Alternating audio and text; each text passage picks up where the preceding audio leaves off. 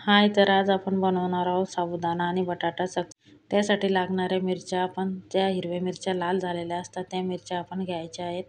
तुम्ही लाल तिखटसुद्धा वापरू शकता. मी ह्या हिरव्या मिरच्या लाल झालेल्या आहेत त्या मिरच्या कढईमध्ये थोड्या भाजून घेतल्या आणि मिक्सरमध्ये जाडसर काढून घ्यायच्या आहेत. आणि चकलीसाठी जो साबुदाणा लागतो तो रात्रीच मी 1 किलो साबुदाणा रात्रभर पाण्यात भिजत ठेवलेला होता, थंड पाण्यामध्ये. आता कढईमध्ये आपल्याला 2 ग्लास पाणी टाकायचं आहे आणि जे तिखट आपण मिक्सरमधून काढलं आहे ते 3 चमचे तिखट घ्यायचं आहे आणि ते गरम पाण्यामध्ये टाकायचं. आणि पाण्याला चांगली उकळी येऊ द्यायची. उकळी आल्यानंतर त्यामध्ये आपल्याला 1.5 चम्मच जिरं घालायचं आहे आणि जो साबुदाणा आपण रात्री पाण्यामध्ये भिजत घातलेला होता तो साबुदाणा आपण त्या कढईमध्ये टाकायचा आहे. साबुदाणा चांगला वाफवून घ्यायचा आहे. त्यासाठी आपण कढईमध्ये 2 ग्लास पाणी घातलेलं होतं आणि त्यात तिखट जिरं टाकून आपल्याला साबुदाणा 10-15 मिनटाकरता वाफवून घ्यायचा आहे.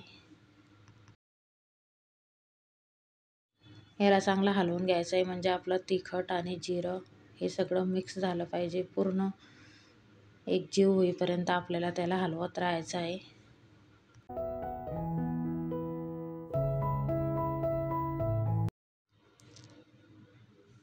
असंच त्याला आपल्याला अधूनमधून मोठा झारा वगैरे सरोटा जो आपल्याकडे असतो तो त्याने आपण याला हलवत राहायचं आहे. आणि मी 1 किलो साबुदाण्यासाठी 2 किलो बटाटे घेतलेले आहेत. ते बटाटे आपले उकळून झालेले आहेत आणि ते बारीक करून घ्यायचे आहे आपल्याला. हे साबुदाणा होईपर्यंत आपल्याला ते बटाटे बारीक करून घ्यायचे आहे इकडे.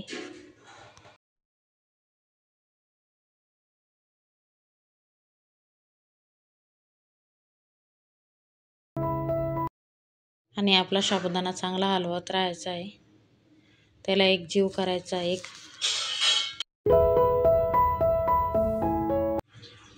आता चांगलं आपल्याला परत याला मिक्स करून घ्यायचं आहे.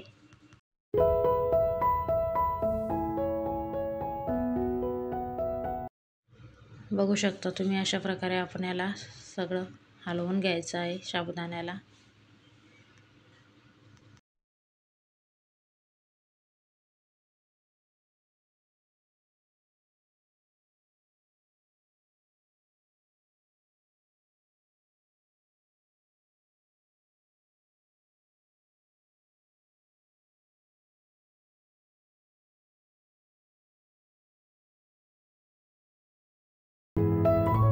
मी कमीत कमी 5 मिनटं तरी याला हलवलं आहे. चांगला मिक्स करून घेतलेला आहे. त्यानंतर मी याच्यावरती झाकण ठेवून याला वाफवून घ्यायचं आहे आपल्याला. आणि अधूनमधून आपल्याला याला हलवत राहायचं आहे म्हणजे आपला साबुदाणा कढईला खाली लागू नये. त्यासाठी आपल्याला याला अधूनमधून हलवत राहायचं आहे. 10-15 मिनटं लागतात 1 किलो साबुदाणा वाफलायला. बरोबर 10-15 मिनटं आपण वाफवून घ्यायचा याला म्हणजे आपला साबुदाणा व्यवस्थित वाफवला जातो. आणि आपला साबुदाणा वाफलेपर्यंत आपण इकडे बटाटे पण मी बारीक करून घेत आहे. आणि तुम्ही बघू शकता हळूहळू आपल्या साबुदाण्याचा रंगसुद्धा बदलत आहे.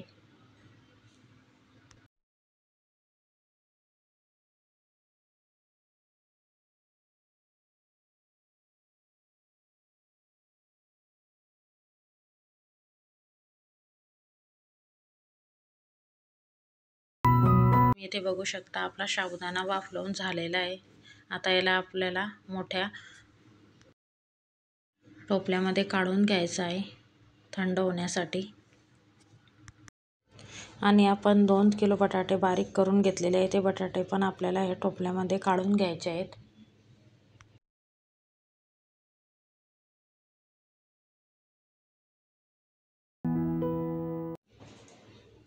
हे 2 किलो बटाटे मी बारीक करून ठेवलेले होते हे आपण आता टोपल्यामध्ये टाकले आहेत.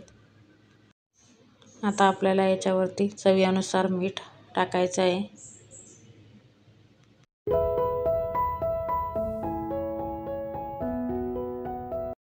मीठ टाकल्यानंतर याला आपल्याला चांगलं मिक्स करून घ्यायचं आहे. गरम होतो तोपर्यंत आपण याला चमच्याने हलवलं. आता थंड झाल्यानंतर याला हाताने चांगलं मिक्स करून घ्यायचं आहे. हाताने मिक्स केल्याशिवाय हे मिक्स होत नाही चांगलं. चमच्याने चांगलं मिक्स होत नाही आपलं.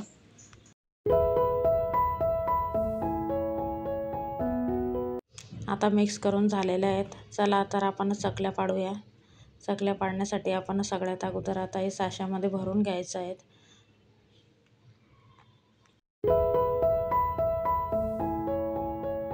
आता आपण चकल्या पाडून घेऊयात. तुम्हाला जशी मोठी छोटी जशी चकली लागते तशी तुम्ही पाडू शकता.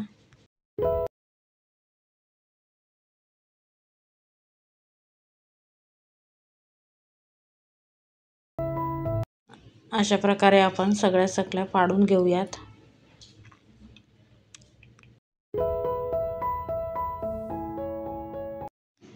आणि हळूहळू आपल्या इथं चकल्या पूर्ण अशा पाडून होत आहेत, बघू शकता तुम्ही. अशा प्रकारे आम्ही चकल्या पाडलेल्या आहेत.